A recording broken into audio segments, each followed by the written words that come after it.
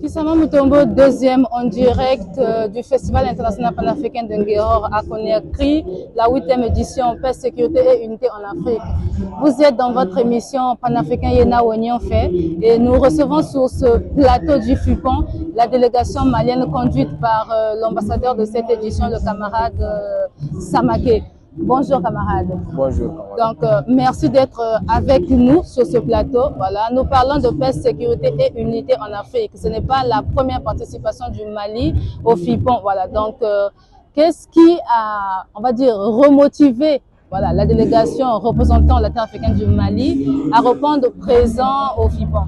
Et en particulier ici à Conakry, parce que l'année dernière c'était au Sénégal. Absolument. D'abord, avant de commencer, je tiens à saluer les camarades organisateurs du FIPON interguinéen et également les initiateurs du FIPON, Festival international panafricain de l'Europe, notamment à travers l'organisation GIF Africa.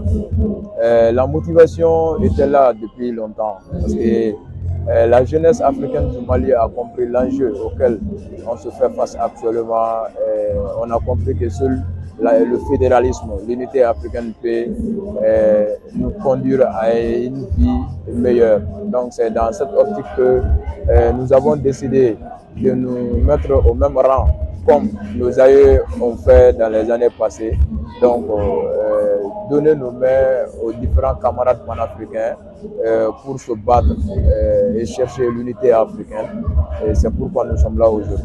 Donc, si je peux me reformuler pour demander quel est le message que la délégation malienne apporte à Conakry avec tout ce qui se passe dans la sous-région, voilà, pour parler plus précisément de l'AES, voilà, l'Alliance des États du Sahel, pour laquelle le Mali, le Burkina et le Niger sont ensemble, ont reposé les bases, je veux dire, et que certains ont eu à tenir des propos un peu contradictoires concernant la position de la Guinée. Voilà, maintenant que vous êtes en Guinée, quelle lecture faites-vous par rapport aux propos tenus par les uns et les autres depuis que l'AES a revu le jour et votre présence sur la terre africaine de Guinée?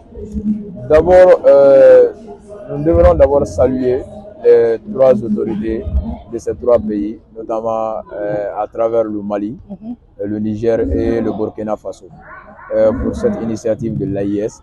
C'est une avancée majeure dans le cadre du panafricanisme, dans le cadre de l'unité africaine. Ils ont fait un pas et c'est ce que nous on a compris d'ailleurs.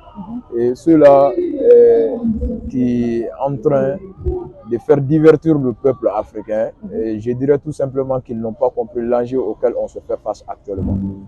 Et le Mali, surtout la jeunesse malienne, on est non seulement motivé, engagé et déterminé pour soutenir ces genres de dynamique. Et c'est pourquoi aujourd'hui pour nous c'est déplorable. Et on se profite de cette antenne-là pour lancer un appel, un vibrant appel à nos camarades panafricains de la terre guinéenne.